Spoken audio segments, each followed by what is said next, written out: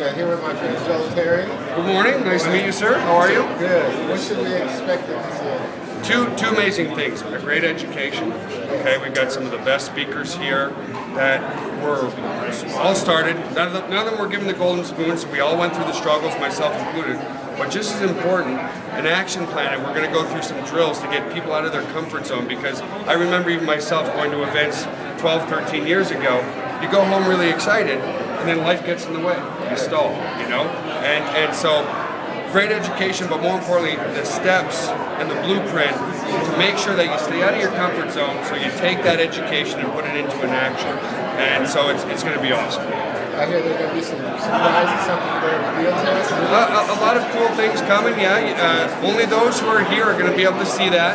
And yeah, we got a lot of surprises, not just a few, so it's going to be fun. I'm looking for 3 exciting days to explore my business. Nice to meet you. You too.